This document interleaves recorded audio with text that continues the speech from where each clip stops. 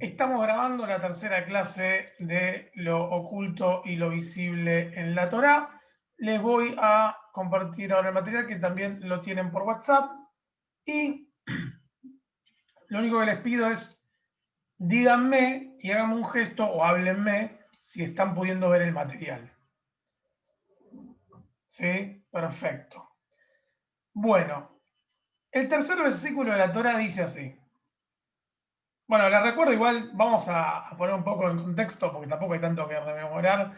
¿Sí? El primer versículo es, Bereishit bara Elohim et hashamayim bet haaretz, en el principio creó Dios los cielos y la tierra. Y el segundo versículo es, Be'aretz ata tohu vabohu, y la tierra era un tohu vabohu, y había oscuridad sobre la faz del abismo, y el Espíritu de Dios circundaba sobre la faz de las aguas.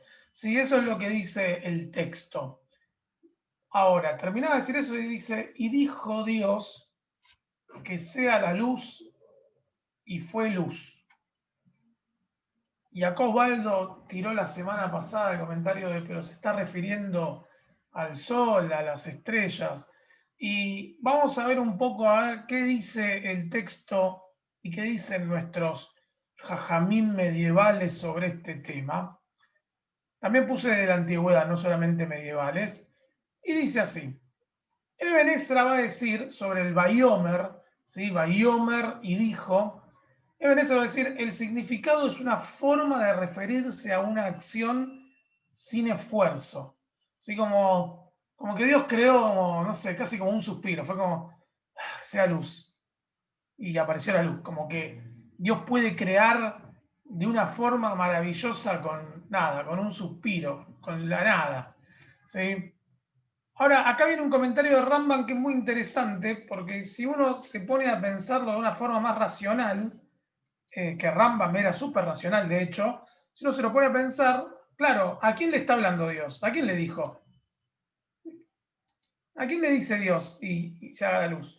Entonces dice, cada vez que figura el verbo Bayomer, y dijo, en el relato de la creación, debe ser entendido como la manifestación de la voluntad y el deseo de Dios, y no como palabra literalmente. ¿Sí? O sea, no como que habló Dios, sino como un deseo de voluntad, porque no puede haber palabra imperativa si no hay quien la reciba. Con lo cual, es interesante porque el texto lo que nos está diciendo es que cuando Dios creó, hasta quizás ni habló. ¿Sí? Y acá les voy a contar un pequeño, hay un midrash muy conocido que generalmente se cuenta la noche de Shavuot, porque la noche de Shavuot, la noche de la entrega de la Torah, se acostumbra a decir mucho este midrash, porque la mayoría de los rabinos de las comunidades no tienen ganas de preparar una clase diferente todos los años, entonces cuentan este midrash y alcanza. El midrash dice así, cuando Dios entregó la Torah, ¿qué fue lo que dijo? Para quien conoce un poco el texto bíblico, dice que Dios entrega la Torá y el texto más o menos dice así. Dios los dice, la Torá dice que primero Dios dice los mandamientos y después los dice, o sea, se los relata al pueblo y que después Moshe sube a buscarlos por escrito.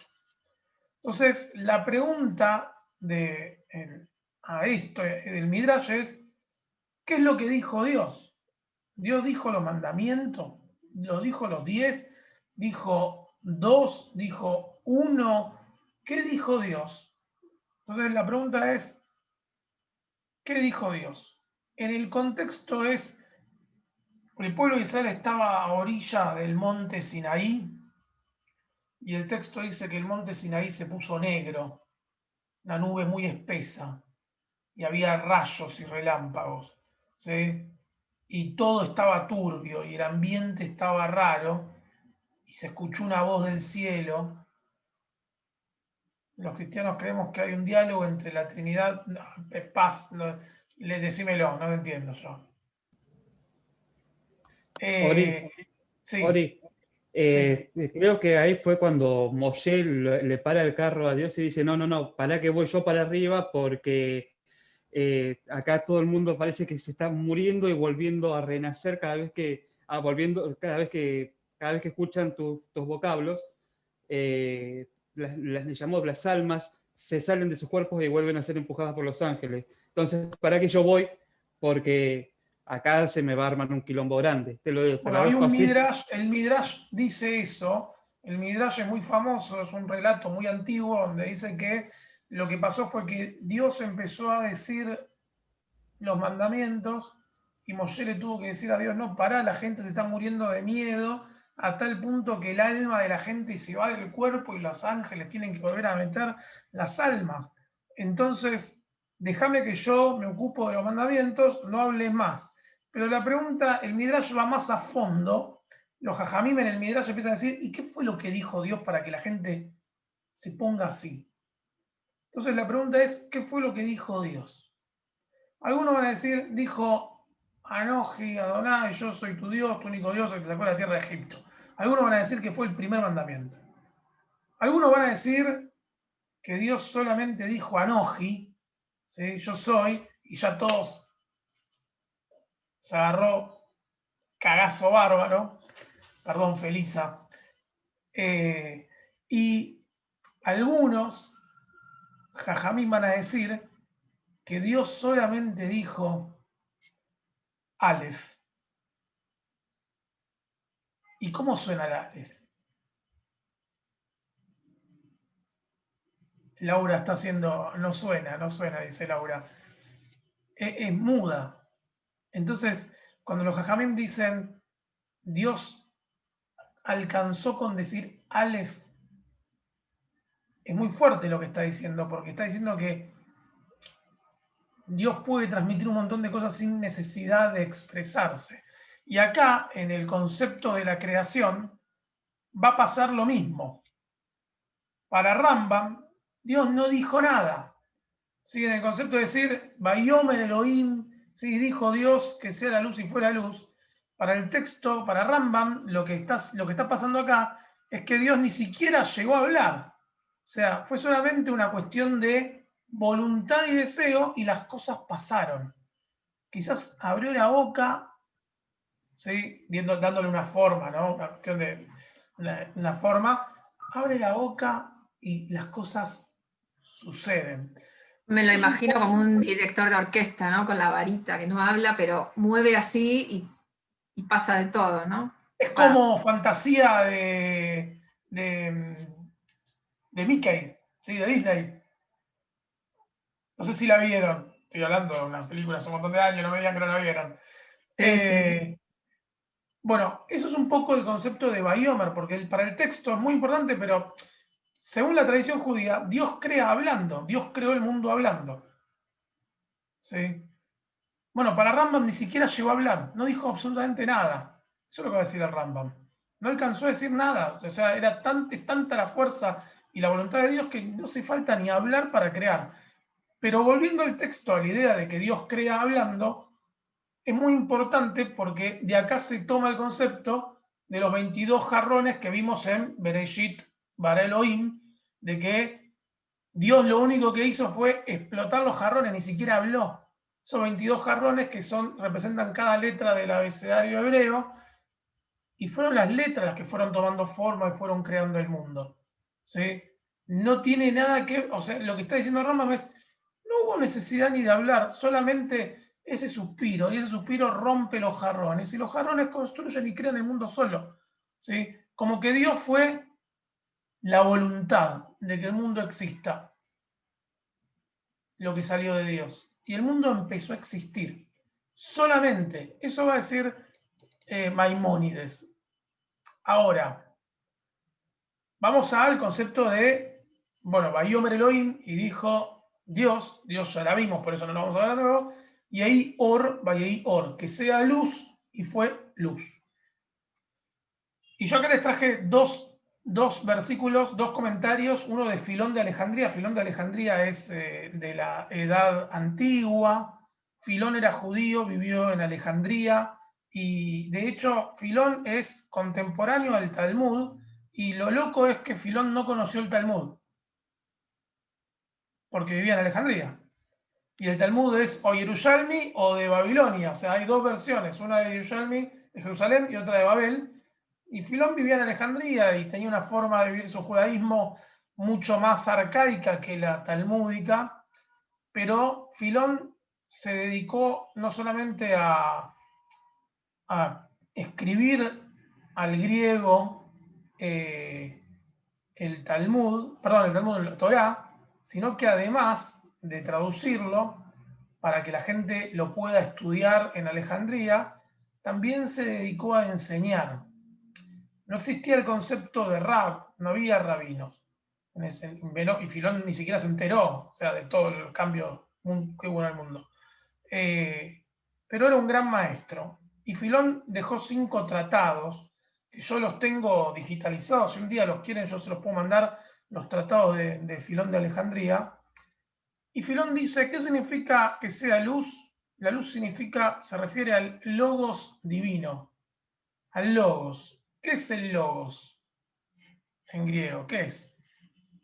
Conocimiento.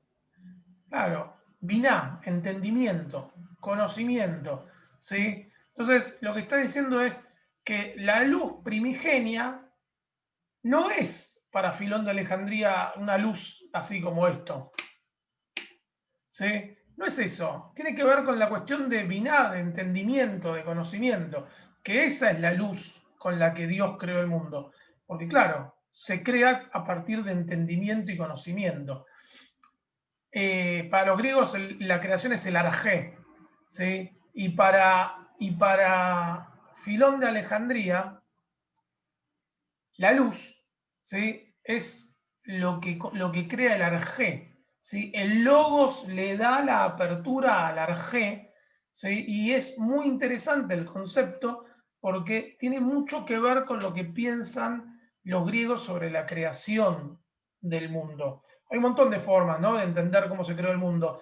De hecho, hay uno que se llama Tales de Mileto, que decía que el mundo se creó, no me acuerdo ahora la palabra exacta, pero se creó a partir del caos, ¿sí? De lo indefinido, decía Tales de Mileto, ¿sí? De lo que no tiene definición.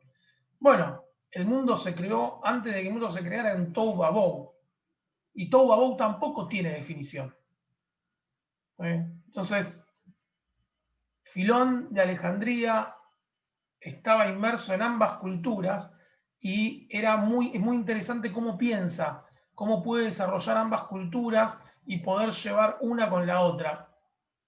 Hay algo que tiene que ver mucho, yo siempre lo hablo con el relato de la caja de Pandora, pero ¿qué es lo que se roba? ¿Qué es lo que se roba?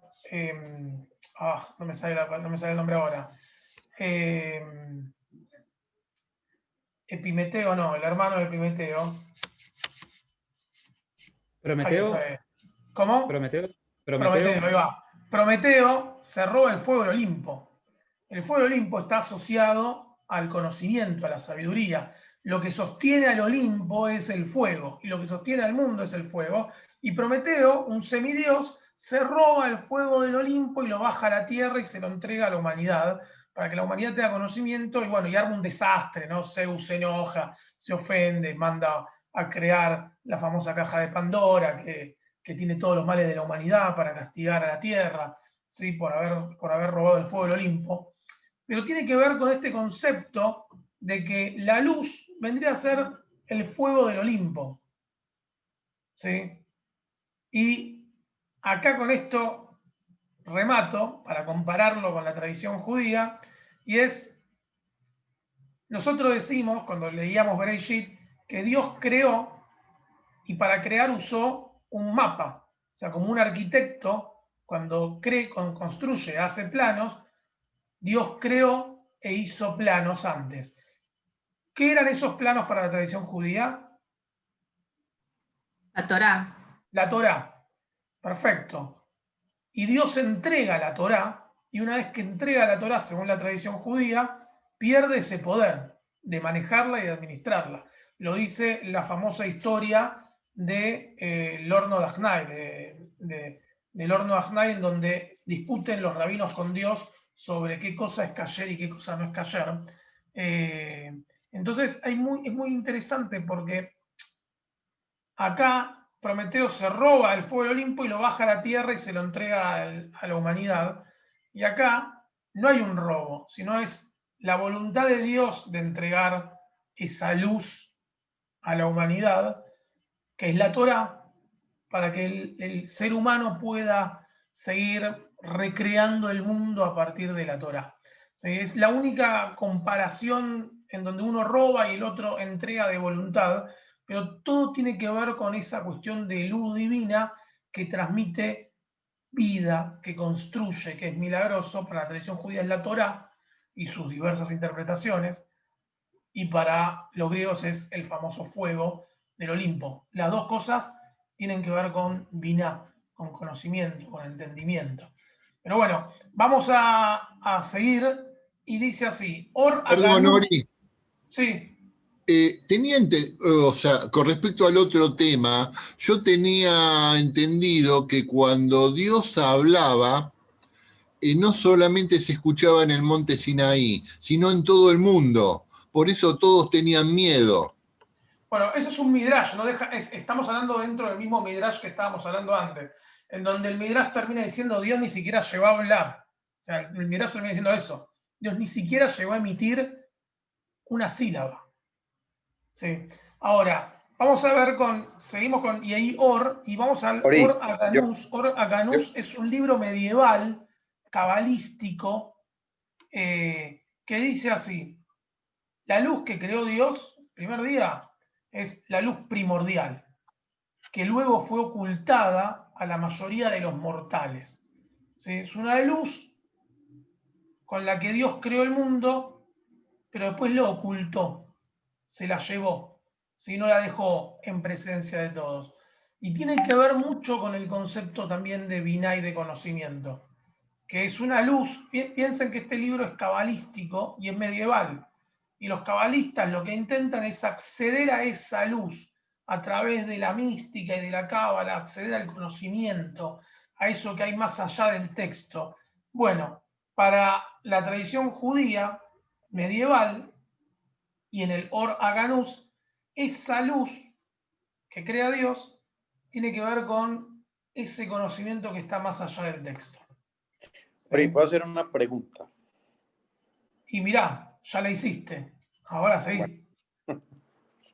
Ori, mira, lo que pasa es que me llama mucho la atención cuando tú dices que el mapa es la Torá, pues y lo que yo tengo entendido que la Torá se construye a partir de la escritura, pues de las letras que en un sentido también se pueden hablar y se pueden, o sea, la palabra realmente. Y digamos que la filosofía moderna ha dicho que las cosas existen porque se nombran. Podemos decir realmente que entonces el mapa es la palabra y por tanto es la letra que hace que el mundo en el que vivimos exista porque existe la palabra. Sí, de hecho, Rambam también va a decir lo mismo, en donde el mundo existe porque es nombrado. ¿Sí? Por eso Dios creó con la palabra, va a decir Rambam, porque las cosas aparecen una vez que alguien las empieza a nombrar. Si no, no tienen conocimiento. Sí, tiene que ver con eso. Ahora, volviendo al texto, acá terminamos con el tercer versículo, ¿sí? Estamos yendo rápido porque, bueno, no le voy a explicar el Valle porque seguimos hablando de la luz. Y dice así, vamos con el cuarto versículo, y dice: Vayra Elohim metaor kitov vayabdel Elohim bein aor u bein ahoshech, ¿sí? Dice así, y Vayra Elohim, y vio Dios que la luz era buena, no tenía malas intenciones. Y Vayabdel viene de Abdalá, ¿sí? Vayabdel separó, ¿sí? Dividió Dios a la luz de la oscuridad. Acuérdense que cuando vimos la palabra Bereshit, una de las definiciones de Bereshit es: puso una barrera a Dios. ¿sí? Dios divide, ¿sí? Hay una cuestión de dicotomía entre el cielo y la tierra, entre la luz y la oscuridad. Dios siempre divide. Y lo interesante es que cada vez que Dios se manifiesta en el texto bíblico, se manifiesta a través de la oscuridad. Todo se pone negro, todo se pone turbio, el mundo se vuelve todo oscuro. Entonces, la pregunta es, Dios separó entre la luz y la oscuridad, ¿y qué hizo con la oscuridad? ¿No? ¿De qué lado quedó? Bueno, parecería como que la oscuridad quedó del lado de Dios. Por eso cada vez que se manifiesta y aparece en el texto bíblico, todo se pone negro. Con lo cual también nos daría a entender que no hay, obviamente, no hace falta ni aclararlo, pero sí en un mundo cristianizado, en donde las cosas son buenas o malas, en un mundo judío, no todo lo bueno es tan bueno ni todo lo malo es tan malo. ¿Sí? Es como diría Hannah Arendt, no sé si alguna vez leyó a Hannah Arendt y la banalización del mal, ¿sí? Pero ningún mal es radical. Con lo cual, el mundo judío se entiende que todo sale de Dios, lo bueno y lo malo. Entonces no puede nada ser radical. Bueno, ¿qué dice George Steiner, que es un teólogo contemporáneo? Dice que el Kitov no parece aludir a un juicio de naturaleza moral, sino en el sentido de que es buena o mala, sino una manera de exponer conformidad. El extraño énfasis de la frase vio que era bueno, con el que Dios premia su creación, habla tanto de la satisfacción del artista como de su despedida. La cosa fabricada ya no es suya. A medida que lo creado se separa del artista en el tiempo, en la interpretación o en el uso de que otros hagan de él, se hace menos observable, cada vez menos parte integrante como su productor. ¿Sí? Lo que está diciendo George Steiner, que es muy interesante, medio poético, pero interesante, es que una vez que Dios está satisfecho con lo que está haciendo, ¿sí? Y Dios es en el momento de abstraerse de su creación. Una vez que el artista creó arte, ya el arte no es del artista, era del artista mientras estaba en la cabeza. En el momento que lo plasmó, ya es de la gente, o un escritor, o lo que sea. En el momento que sacó el libro, ya no es más del artista, es de la gente que lo compra, que lo adquiere. Con lo cual, lo que está diciendo acá George Steiner es que ver a Dios como un gran artista, ¿sí? No solamente eso, sino que la cábala lo ve a Dios como el artista que crea y se retira del mundo. De hecho, Dios se retira del texto. No solamente se retira del texto, sino que, ¿cuál es la primera pregunta que aparece en la Torá? A ver si alguien la sabe.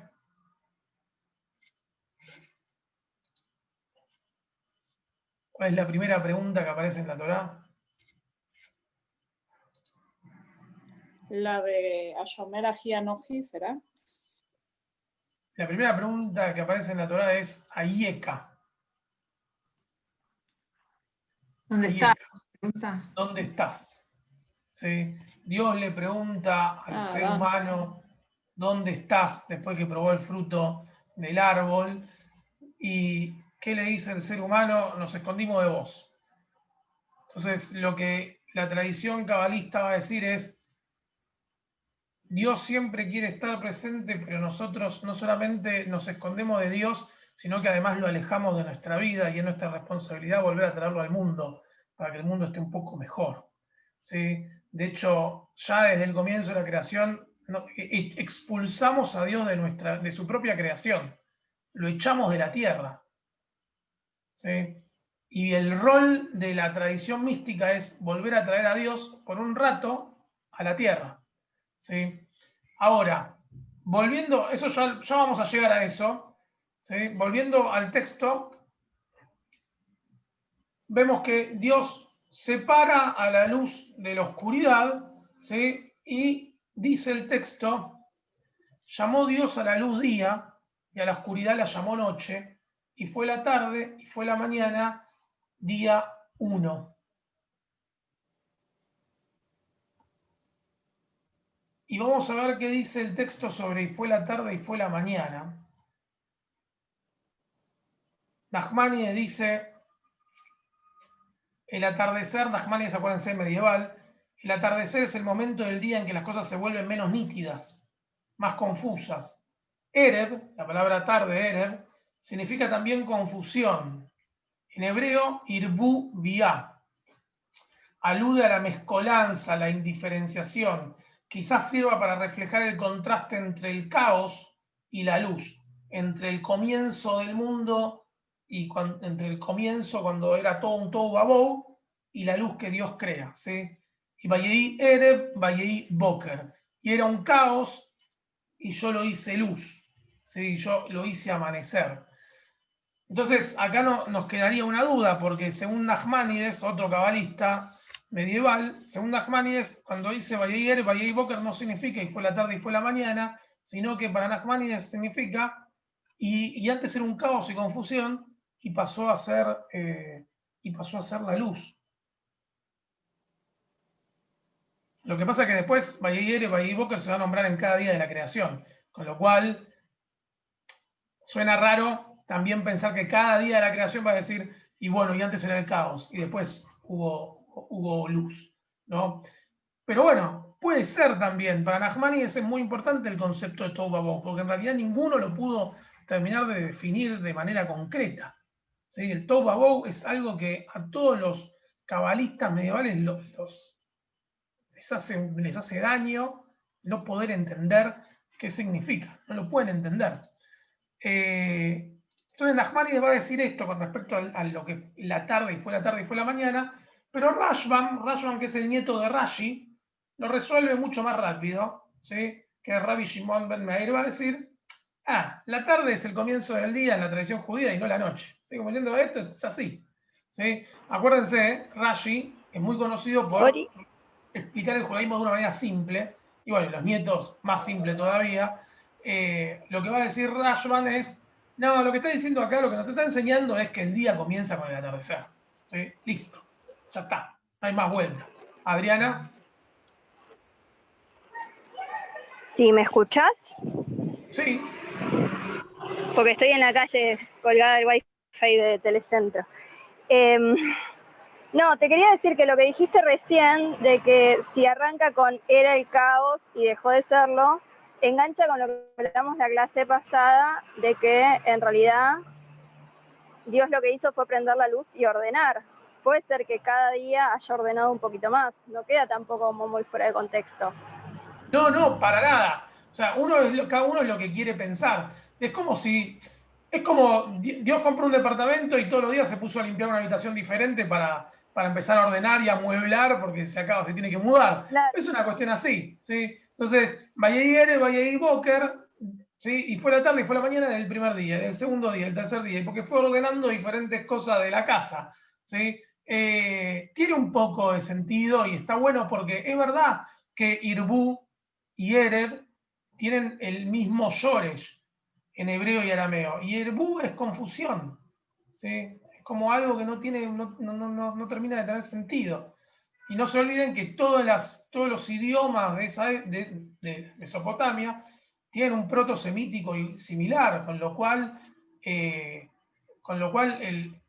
el árabe, el arameo, el hebreo, tienen un yoresh igual, una raíz similar en sus palabras, en sus vocablos. Hasta acá yo les traje comentaristas diferentes. Y ahora vamos a leer un poco el texto de forma lineal hasta el versículo, creo que 25-26. ¿Pero por qué? Porque salvo el momento de la creación en sí, todo lo que viene es un poco de forma lineal y no hace falta tanto desarrollo en esta clase. Podríamos estar, si no, 6 años solamente con un solo capítulo. Ahora, dice así, el texto dice, luego dijo Dios, ya vamos al segundo día, que haya expansión en el medio de las aguas y se separe las aguas de las aguas. O sea, Dios acá, ¿qué está creando?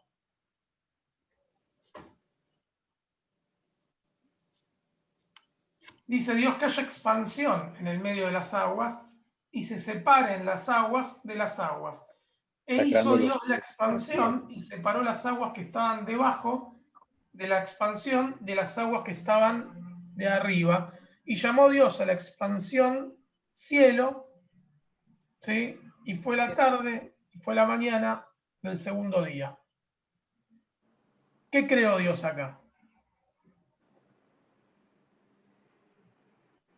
Tierra. ¿El cielo y la tierra? No Pues, creó nada. Ya existía. O sea, ya estaba si uno lee el texto.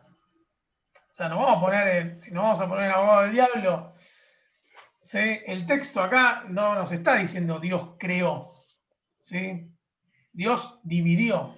Y en hebreo, maim es agua y shamaim es cielo, Cielo. ¿sí? Pero sham significa allá arriba. Sham es algo que está por encima. Con lo cual, shamaim son las aguas de arriba. O sea, lo único que hizo Dios fue, ni siquiera, no creó, dividió. Es como que, acuérdense que el texto empieza diciendo, y el Espíritu de Dios se movía sobre la faz de las aguas. Lo único que hizo Dios fue separó las aguas de arriba, que sería como el cielo, lo celeste que se ve en el cielo, de las aguas de abajo. ¿Y qué creó? Ese espacio de aire. Creó ese espacio donde no hay nada. ¿Sí? Generó la expansión de la nada, del espacio vacío, para meter después la tierra. ¿Me explico? Lo único que hizo fue dividir, según el texto. ¿Sí? Lo partió en dos. Y dice así: dijo también Dios, júntense las aguas que están debajo de los cielos y descúbrase lo seco. O sea, y todas las aguas que quedaron abajo, del lado de abajo, júntense y que aparezca lo seco. ¿Sí? O sea, es decir, la tierra.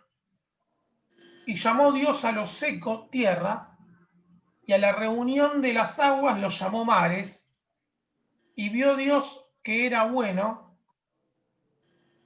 Después dijo Dios que se produzca la hierba, que produzca la tierra hierba verde, hierba de semillas, árbol de fruto, ¿sí? De todo fruto según su género, y de su semilla, y que su semilla esté en él sobre la tierra, y fue así. Produjo pues la tierra hierba verde, ¿sí? Todo creció, árboles, semillas, plantas, todo, según cada uno, según su género, y vio Dios que era bueno, y fue la tarde y la mañana del día tercero. Yo hasta acá acabo de leer 3 días de la creación, y hay algo que nadie me dijo que se dio cuenta. Primer día, entonces, ¿qué crea? La luz, ¿sí? La luz, el arjé, el logos, ¿sí? El primer día crea eso. Segundo día de la creación, lo que crea o lo que conforma es la expansión del cielo, ¿sí? Lo que queda en el medio entre las aguas de arriba y las aguas de abajo. El tercer día hace crecer, hace salir la tierra a flote, y todo lo que tiene que ver con todo lo verde. Pero hay algo: el primer día vio que la luz era buena. El tercer día vio que la tierra era buena. Segundo día no dice nada. No, porque ahí es cuando se genera la rebelión en el cielo, y Dios expulsa o se mandan a mudar los ángeles rebeldes, por así decirlo. Lo que pasa es que ahí, Jaín, vos me estás hablando de una clase que tuvimos sobre personajes del bien y del mal hace 2 o 3 meses, pero en realidad, si vos no tuvieses esa clase, no me puedes decir eso. Entonces la pregunta es, si vos no hubieses estudiado ese mito, la pregunta es, yendo a la Mikra, porque nosotros vamos a clase de Parashat Mikra, yendo a la Mikra, ¿qué pasa? ¿Qué nos está diciendo el texto con el segundo día? Es el único día que no es bueno.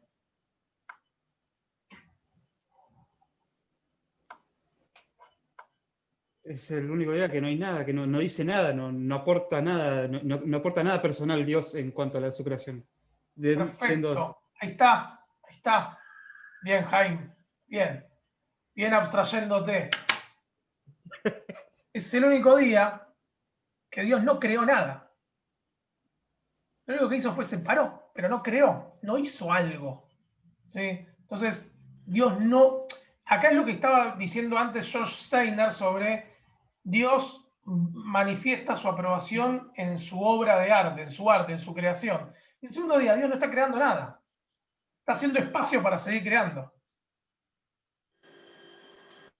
Entonces, no creó nada, por eso no dice el texto, y vio Dios que era bueno, porque todavía no creó, solamente hizo espacio para seguir con la creación. Ahora, siguiendo con el texto, va a decir, me perdí, acá estamos. Bueno, y fue la tarde y la mañana del día tercero, en el versículo 14 dice, y dijo Dios que haya lumbreras en la expansión de los cielos para separar el día de la noche y sirvan de señales para las estaciones, para días y años, y sean por lumbreras de la expansión de los cielos para alumbrar la tierra. Y fue así.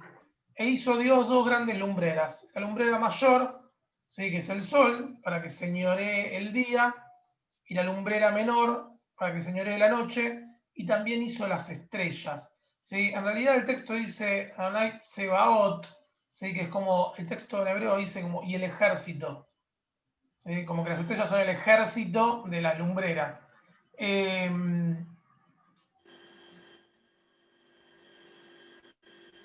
Acá hay una pregunta, y es, yo esto no lo puse porque si no, no terminamos más. Acá hay una pregunta de Eben Ezra, y es si el tiempo comienza a existir a partir de ahí. Si a partir del cuarto día empieza a correr el tiempo. Porque habla de las estaciones, de los días, y antes no hablaba. Entonces la pregunta es si el tiempo empieza a correr a partir del cuarto día o el tiempo ya corría desde el primer día. Adriana. Sí. No, o sea, alguna clase de tiempo había, porque por algo era, fue la noche, fue la mañana, día 1, día 2, o sea, una forma de contar el tiempo ya había. Quizás no era el tiempo que conocemos ahora, tan segmentado. Yo entiendo lo que está diciendo Adriana, pero si Ereb y Boker no eran fue la tarde y fue la noche y la mañana, sino que, como decía Rambam, fue caos y después fue orden, tranquilamente puede ser que el tiempo no haya comenzado a... Como que, ¿saben qué? Como que el mundo no empezó a girar. Como de alguna forma, yo estoy diciendo sí, es, si el mundo empezó a girar a partir del cuarto día, o empezó desde el momento que Dios dijo Aleph. Claro. Si lo tomamos con ese significado, sí, podemos decir que a partir del cuarto día. Primero como todo y después a girar. Porque aparte ahora vamos a ver un poco el orden de la creación, y si ustedes piensan el orden de la creación, los primeros 3 días puso las bases, los otros 3 días lo adornó. Primer día, si lo ponen en base, es primer día la luz, cuarto día las lumbreras, ¿sí? Sol, luna, estrellas. Volviendo a la analogía del departamento. Segundo día, la expansión. Quinto día, todo lo que tiene que ver con las aves y los peces, que van a estar en el Maim y el Shamaim. Y el tercer día, la creación de la tierra. Y en el sexto día, todos los seres vivientes que van a andar sobre la tierra. Con lo cual es como que 3 días puso bases, los otros 3 días como que lo adornó. Imagínense el artista haciendo un cuadro, pone en el, ¿cómo se dice?, en el lienzo, pone primero los colores de fondo y después empieza con los detalles. ¿Sí? Una cuestión así es como se toma el concepto de la creación de Bereshit. Ahora, dice así el texto, bueno, vio que la lumbrera mayor, bueno, vio que todo era lindo, todo era hermoso, ¿sí? Y vio Dios que era bueno, y fue la tarde y fue la mañana del día cuarto. Estamos cerca de hacer nuestro primer parate, y dice así, y dijo Dios que se produzcan seres vivos ¿sí? En las aguas, seres vivientes y aves que vuelan sobre la tierra en la abierta expansión de los cielos. Y creó Dios los grandes cetáceos marinos, y todo ser viviente que se mueve en las aguas produjeron según su género, y toda ave alada según su especie, y vio Dios que era bueno. Y dijo Dios, y Dios los bendijo y le dijo: fructifíquense y multiplíquense y llenen las aguas de los mares y multiplíquense las aves en la tierra. Y fue la tarde y fue la mañana del día quinto. Y acá viene empezamos con el caos, ¿sí? Con el caos del texto. Y dice así: luego dijo Dios que se produzca la tierra seres vivientes según su género, bestias y serpientes y animales de toda la tierra según su especie. Y fue así. E hizo Dios animales de la tierra según su género y ganados según su género y todo animal que se arrastra sobre la tierra según su especie, y vio Dios que era bueno. Y acá viene el caos, ¿sí? Y dice así: Vayomer Elohim nace Adán. Y dijo Dios: hagamos al hombre, Betsalmó, ¿sí? Nace Adán, Betsalmó, y dice: hagamos a Dios a nuestra imagen, ¿sí? Conforme a nuestra semejanza. Yo no estoy de acuerdo con la traducción de semejanza, pero es lo mejor que encontré, porque semejanza no se dice así. Y dice que dominen los peces del mar, las aves del cielo y el ganado, y toda la tierra y todos los reptiles que se arrastran sobre la tierra. Entonces acá viene el primer conflicto del texto, y es: y dijo Dios, hagamos al hombre. En realidad, perdón, hagamos al ser humano, hagamos a Adán, ¿sí? ¿A quién le dijo Dios eso? A los malajim, a los ángeles. ¿Estás seguro? 90%. 90%. Sí. Bueno, siempre hay un 10. Obvio. Pero sí. ¿A quién le dice Dios, hagamos al ser humano? Si no hay nadie ahí. No hay nadie. Está Dios con los ángeles, con los arcángeles, está debatiendo inclusive, lo he leído en varios midrashim inclusive, que Dios pone de manifiesto la voluntad de crear al ser humano, pero que a su vez los hace partícipe a los ángeles por una cuestión de que quería saber qué es lo que opinaban ellos.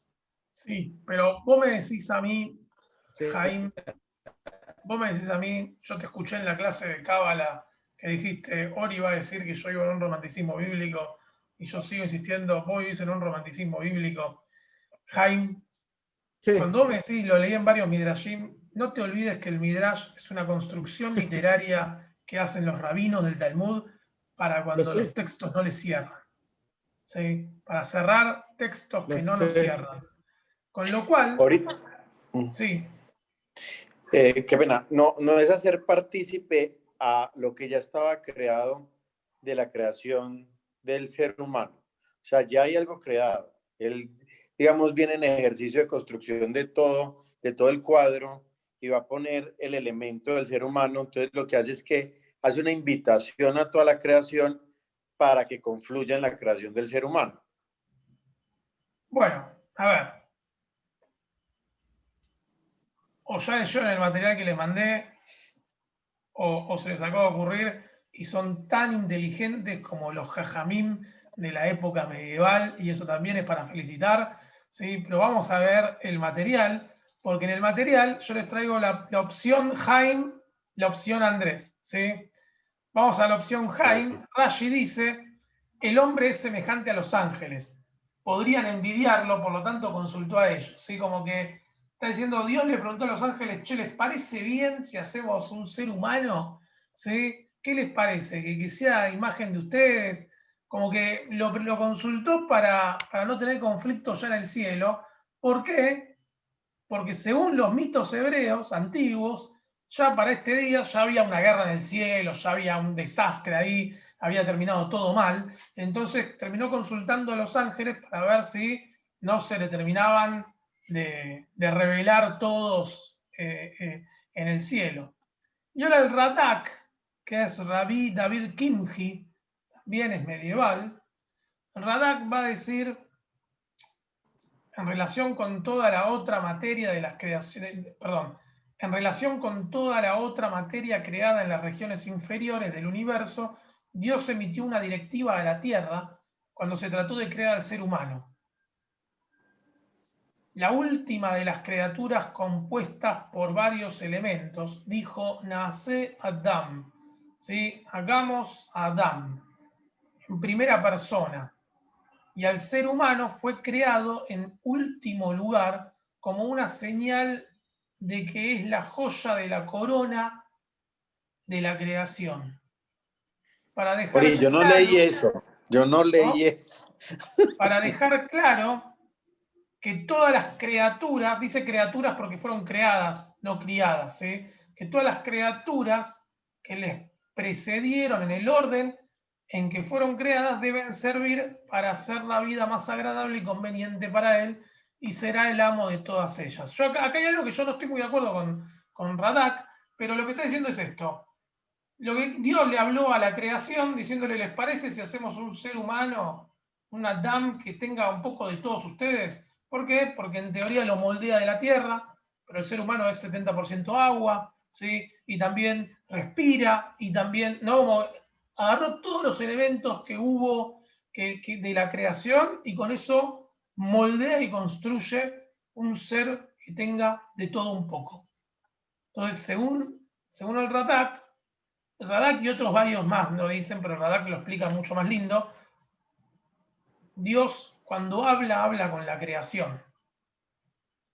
Entonces, tenemos dos opciones, una es que con los ángeles y otra es con la creación.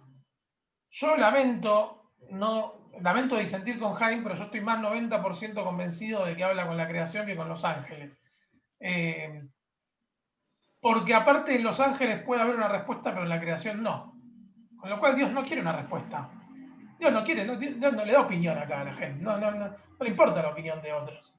Entonces, me da la sensación de que es más como algo más metafórico. ¿Les parece si hacemos algo que tenga un poco de todo?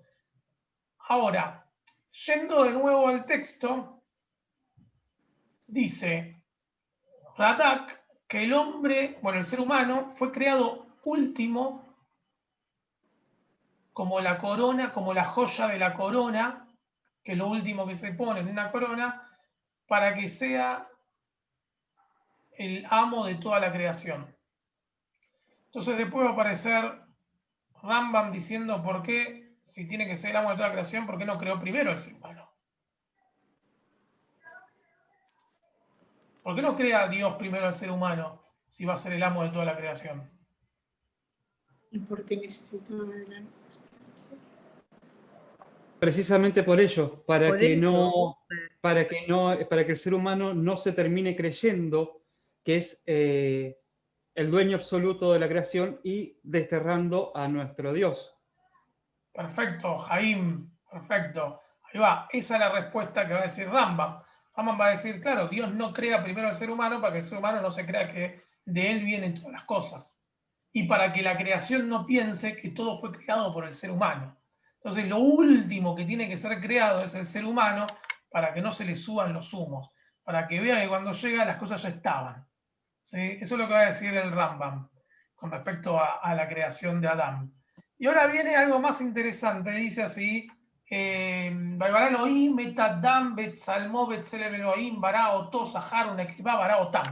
y creó Dios a Adán a su imagen. A la imagen de Dios lo creó. Masculino y femenino lo creó. ¿Sí? Sahar un Ekeibá, Pará, Otam. ¿Sí? Y acá viene el mayor conflicto. Todos conocemos, ¿sí? Algunos ya tuvieron esta clase en algún momento conmigo, pero algunos no. Como el público siempre se renueva, vamos a explicarlo otra vez. Todos conocemos la famosa historia de Adán y Eva. Pero acá el texto nos está diciendo otra cosa. Acá el texto nos está diciendo, el primer ser humano femenino y masculino era. Zahar Nekeiba, Bará, Otam. Es decir, que era intersex, hermafrodita, como le quieran decir, ¿sí? Pero el primer ser humano, según la tradición judía, no era varoncito, ¿sí? Linda, ¿vos querés hacer una pregunta? Sí, quiero comentar algo. O sea, para mí no es que es un ser hermafrodita, más bien es como toda la creación. Creó a los animales, macho y hembra, creó todos los seres en masculino y femenino, pues también creó a la humanidad en masculino y femenino. O sea, no creo que debamos pensar de que Adán y Eva son los primeros hombres en el mundo y que no había humanidad previa. Bueno, ok, entiendo lo que vos estás diciendo, pero el relato de la creación va a nombrar que hubo dos personajes en el segundo capítulo que son Adam y Javá. Ahora, si nosotros nos basamos en el relato del primer capítulo, Dios dijo, Nazé Adam, hagamos al ser humano a imagen y semejanza, y lo creó Dios a imagen y semejanza y habla en singular. El texto habla en singular y termina en plural. Eso es lo interesante del texto. Empieza diciendo, vamos a hacer al ser humano, Zahar Nekeiba Bará Otam. ¿Sí? Está diciendo, y lo creó, y femenino y masculino los creó. Entonces acá nos pasan dos cosas con el texto. O nos robaron un pedazo de texto, o el primer ser humano es femenino y masculino al mismo tiempo. Las opciones pueden ser las dos, y yo de hecho hasta considero las dos válidas, y ya saben que yo ya les he mostrado en otras clases el fragmento de texto que ha sido robado, que es la creación de Adam y Lilith. ¿Sí? Pero si suponemos que el texto es tal cual lo legamos ahora, y no existió Lilith para la creación, que eso después vamos a tener que ver porque nos trae un montón de problemas porque el capítulo 2, 3 y 4 sigue apareciendo. El mayor problema con respecto a la creación es que si el primer ser humano es intersex, todos los problemas sobre género e identidad de género, la tradición judía no los tiene, ¿sí? De hecho, Dios no le dijo a Adán cuál era su identidad de género. No le dijo, tenés que ser hombre. ¿Sí? De hecho, Adán viene de Adamá, que significa que es tierra. Adán es extraído de la tierra. Adán no es una palabra que tenga género. ¿Sí? Adán no tiene género. Y no le dijo, y de hecho, Adán es el único ser humano que tuvo que salir a buscar su propia identidad. Que nadie le dijo lo que tenía que ser. Porque Dios lo crea y según el texto después se retira. Entonces, Adán tiene que salir a buscar su propia identidad y es Adán quien elige lo que quiere ser. Es el único ser humano que eligió qué quería ser. Nosotros, como dice Sartre, nosotros somos lo que hacemos con lo que hicieron de nosotros. ¿Sí? Nosotros no decidimos nada, ya han elegido por nosotros. ¿Sí? Pero Adán no. Y de hecho esto va muy en comparación con el banquete de Platón, en donde en el banquete de Platón se desarrolla y se explica que Dios creó, por ejemplo, no me acuerdo ahora el nombre del que lo desarrolla en el banquete de Platón, que es una mesa donde hay varios invitados, en donde uno dice, Dios creó seis seres humanos que estaban unidos por la espalda, ¿sí? Que miraban cada uno para diferente lado, y lo que hizo los dividió. Uno de esos seres humanos era una mujer con otra mujer, otro era un hombre con un hombre y otro era un hombre y una mujer, ¿sí? Entonces los dividió para que se puedan encontrar.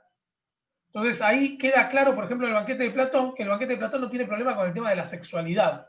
Bueno, ya lo sabíamos, pero igual siempre es importante poder remarcarlo que los romanos y los griegos con ese no tenían problema, ¿sí? De hecho, los famosos baños romanos que se hacían, uno vaya a saber qué hacían. Ahora, en el banquete de Platón relatan que en la creación, ¿sí?, el amor se da desde a partir de la creación, en donde estos seres humanos se encontraban entre ellos y uno tiene que buscar cuál es el ser humano que lo complementa. Que una mujer puede ser que se complemente con otra mujer o con otro hombre, porque así lo dice el banquete de Platón. Y acá tiene mucho que ver con el tema de Adán. Adán también es femenino y masculino. Y de hecho hay un Midrash que va a decir que Dios lo parte en dos para que se puedan encontrar para poder procrear. Porque según el texto bíblico, según el Midrash, Adán era Zahar una Nekeva, femenino y masculino, pero no se podían ver. Entonces los parten dos para que se encuentren, dice el texto, ¿sí? Esto es obviamente un mito, yo no estoy hablando de que esto pasó, ¿sí? Pero, ¿por qué lo digo? Porque hoy estuvimos viendo un montón de relatos bíblicos que tienen mucho que ver con la mitología griega, mucho que ver, ¿sí? Y con los textos y el desarrollo mítico del resto de las culturas.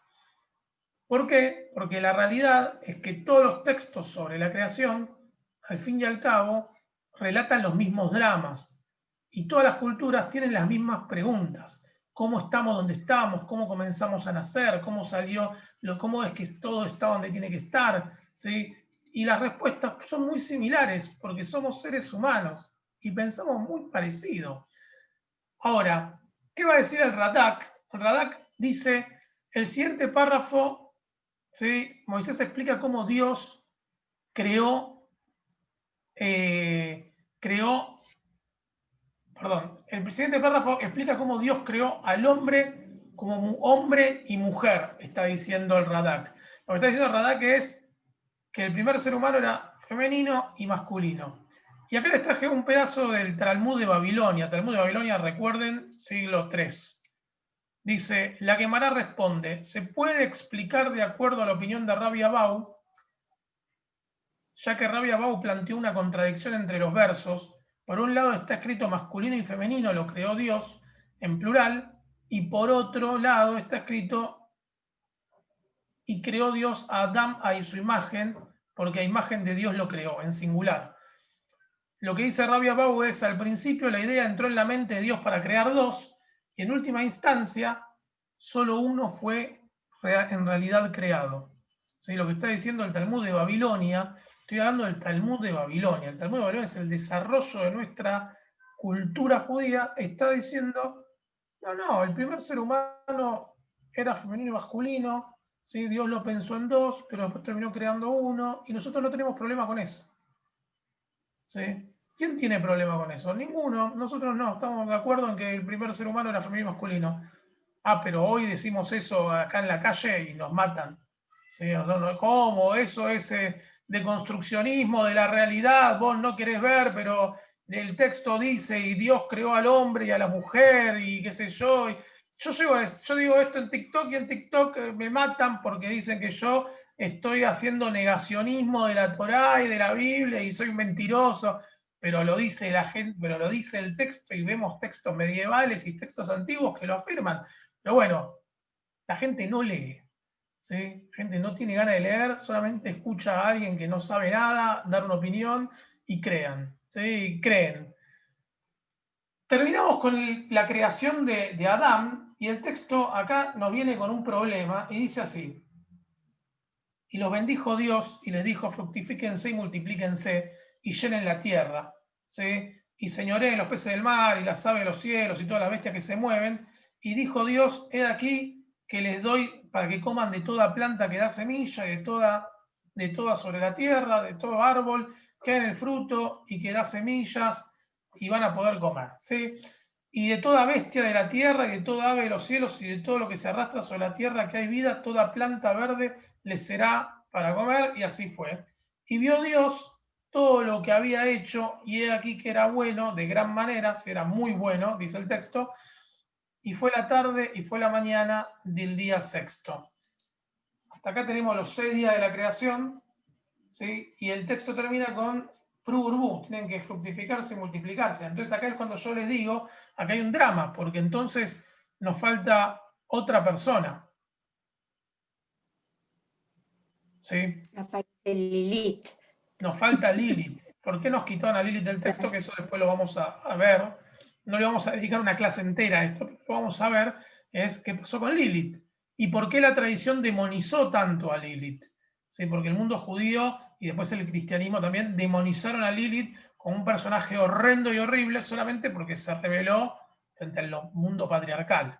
¿Sí? Pero no tiene nada de malo como personaje. Y de hecho, lo vamos a ver más adelante, Lilith, según la tradición judía, es Nahash, es la serpiente. Eso después lo vamos a ver. Ahora, hasta acá, ¿vamos bien con los 6 días de la creación? Tenemos un tema con el capítulo. El capítulo termina acá. Si ustedes tienen una Biblia en su casa, van a ver que termina el capítulo, termina ahí. ¿Sí? Capítulo 1 del libro de Génesis va a terminar ahí. La pregunta es si realmente termina ahí.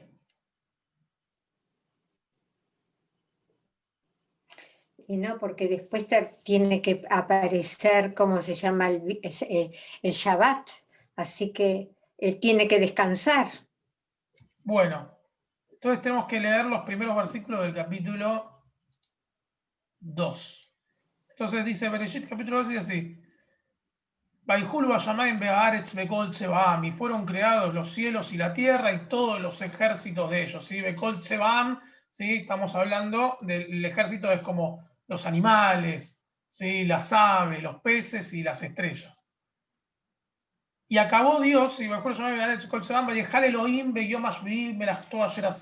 y acabó Dios en el séptimo día toda obra, ¿sí? Y reposó al séptimo día de toda la obra que hizo. Y bendijo Dios al séptimo día y lo santificó, porque en él reposó toda la obra que había hecho en la creación.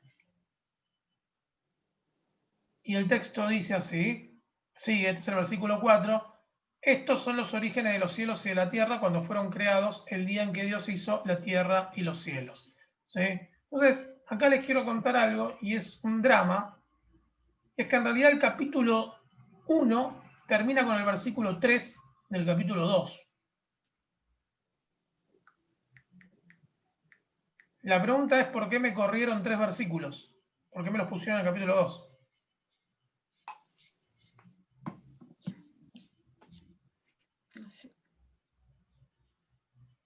Porque si se fijan, ahí terminaría el relato del capítulo 1. Alguien que me diga por qué corrieron los últimos 3 versículos para el capítulo 2. Dale, Tzipora, ¿por qué? No me ocurre. Estoy pensando. No sé. No sé. Yo les voy a decir. El capítulo 2 del libro de Génesis no es la continuidad del capítulo 1. Son 2 relatos diferentes de la creación. La semana que viene vamos a ver el otro relato de la creación. Son 2 historias diferentes de cómo se creó el mundo. Fui engañada terriblemente. ¿Y cómo hacemos para que la gente no se dé cuenta que hay 2 relatos de la creación? Bueno, terminemos un relato en una parte, en el otro capítulo, para que parezca como que el texto continúa. Pero yo les voy a mostrar diferencias en el texto, ya solamente desde el primer versículo. Ni hablar de que encima, si ustedes leen el capítulo 2 completo, los días de la creación cambian, el orden de la creación cambia, todo cambia. ¿Sí? Ahora, pero hay algo que arranca en hebreo y es diferente, y dice así, Ele toldot hashamen be'aretz, ¿sí? Dice así, estos son los orígenes de los cielos, ¿sí? Be'ashamaim be'aretz. ¿Sí? Y dice así, Be'aviram be'yom ashaot ayom Elohim haaretz be'shamaim. ¿Sí? Estos son los orígenes de los cielos y la tierra. Punto. Ahí termina el capítulo 1, en la mitad del versículo 4. Y arranca la otra historia, dice, cuando fueron creados, en el día en que Dios creó, ¿sí? Cuando fue creado el mundo, en el día en que Dios creó tierra y cielo. No solamente eso, sino que cambia el orden de tierra y cielo por cielo y tierra, ¿sí? Pasa de Shamaim Be'aretz a Aretz Be'Shamaim. ¿Sí? Ya cambia el orden en la creación. No solamente cambia el orden, sino que cambia el nombre de Dios. En el primer capítulo Dios es Elohim, en el segundo capítulo es Adonai Elohim. Entonces la pregunta es, ¿por qué Adonai Elohim? ¿Sí? Cambia... Es para reafirmar el señorío de Dios. No. Para mí, tiene que ver con eso que nos contó Grinchu, de que cuando se pusieron a compilar la Torá había versiones distintas en cada tribu.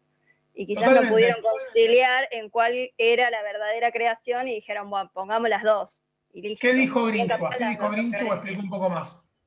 No, Grinchu lo que dijo fue que cuando armaron la Torá, digamos, como la conocemos hoy, agarraron todas las versiones, empezaron a ver cuáles coincidían más entre sí, y bueno, se agarraron como de eso para armarla, pero como que agarraron un poco de cada una y la terminaron armando. Bueno, quizás según la tradición... Quizás digo, en esta parte estaban como medio empatadas las dos creaciones y dijeron, bueno, pongamos las dos, ya está, alguna debe ser. Yo había escuchado que tenía algo que ver con los atributos, cuando se ven los diferentes atributos se le ponen los diferentes nombres. Perdón que no prendo la cámara, estoy manejando. No, está bien, vos presta atención al camino, te lo pido por favor. Ahora, hay un tema, y es que yo les voy a contar el relato de Bereshit 1, capítulo 1 de Bereshit, hasta la mitad del versículo 4, tiene su como nacimiento, como de alguna forma su desarrollo literario, cuando los judíos vuelven de Babel, del exilio en Babel, con Esra y Nehemia. ¿Sí? Ahora, el capítulo 2 tiene su desarrollo mucho antes, en la época del reino de Yehudá, del reino de Judea, del reino de la división del reino de Israel. ¿Sí? Con lo cual tenemos un drama, y es que las dos historias son de diferentes épocas y tienen conocimientos, o sea, y vienen de diferentes lugares. Piensen que los judíos pasaron muchos años en Babel como esclavos, entonces se mezcla esa tradición y esa cultura, y los judíos de Yehudá pasaron mucho tiempo con los asirios. ¿Sí? Por eso, en el relato de la creación del capítulo 2 va a hablar del Tigris y el Éufrates. ¿Sí? Dos ríos que con Israel no tienen nada que ver. Entonces, son dos relatos que vienen de afuera. ¿Sí? Obviamente, el pueblo de Israel creía mucho en esos dos relatos, y era tanto el conflicto de en qué creemos, que metieron los dos relatos, como dice Adriana, que nos contó Grinchu. Grinchu lo puede explicar seguramente 10 veces mejor que yo, pero al meter esos dos relatos, el problema es, bueno, vamos a tener un problema, la gente se va a empezar a pelear. ¿Cómo hacemos para que no parezca una continuidad, que parezca una continuidad del texto? Bueno, hagamos esto, pongamos un par de versículos en el otro capítulo y que se disimule todo. Entonces parecería que el capítulo 2 es un resumen del primero, pero no es un resumen del primero, nombra cosas completamente distintas. ¿Sí? Pero además de que nombra cosas completamente distintas, cambia el nombre de Dios. Y el rol del hombre. Y el rol del hombre en la creación, me parece. En la primera, el hombre está puesto en último lugar, como hablábamos, para que pueda conservar su humildad, y en la otra creación el hombre está puesto como el centro, como el rey. Totalmente, totalmente. Cambia todo, cambia todo. Pero además de que cambia todo, lo interesante es que en un texto se lo nombra a Dios como Elohim y en el otro como Adonai. ¿Sí? Y ponen Adonai Elohim para darle una continuidad. Pero en realidad el texto lo nombra como Adonai. Y el nombre de Adonai no aparece después en el texto, cuando termina ese capítulo, no aparece después, ¿sí? Hasta la época bíblica, donde el reino de Yehudá empieza a conformarse. Entonces, por eso se entiende que el segundo capítulo tiene que ver con el reino de Yehudá. ¿Sí? Puede ser que no, pero claramente son dos historias que provienen de diferentes lugares. ¿Sí? O sea, había dos tipos de judaísmo en esa época que se luchaban entre qué creación iba, y bueno, había que negociar y poner las dos. ¿Sí? Porque había que volver a unir al pueblo después del Galut, después del exilio en Babel. Entonces no podemos poner una y dividir al pueblo. vamos a conformar, ¿sí? Ponemos los dos y después continuamos con el texto que es el mismo. Pero en el orden de la creación, algunos tenían su problema. Pero bueno, hoy hemos visto de todo, místicos, cosas contemporáneas, cosas de exégesis bíblica, cosas de la crítica, hemos visto de todo, absolutamente de todo. ¿Sí? Pero bueno, nada, nos quedaremos con algunas dudas, que son un montón, pero la semana que viene vamos a ver el capítulo 2, que el capítulo 2 es muy bueno de verdad. ¿Sí? Y lo que yo les recomiendo, si llegan a querer leerlo con anticipación, es márquense cómo es el orden de la creación de las cosas, para que puedan hacer un cuadro comparativo, ¿sí? del capítulo 1 y del capítulo 2, en el orden en que fue haciendo la creación. Es súper importante darse cuenta cómo cambia todo. ¿Sí? Ya desde el momento que empieza con tierra y cielo, tierra y cielo, en vez de cielo y tierra. ¿Sí? Pero bueno, listo. Consulta, Nos vemos Ori. cuando nos veamos. Saludos. Espera. Sí, ¿qué? Consulta, porque llegué tarde y no sé si lo dijiste al principio. ¿Este curso continúa en el mismo horario o cambia como el de los martes? No, continuamos en el mismo horario. Sí. Listo. Nos vemos. Saludos.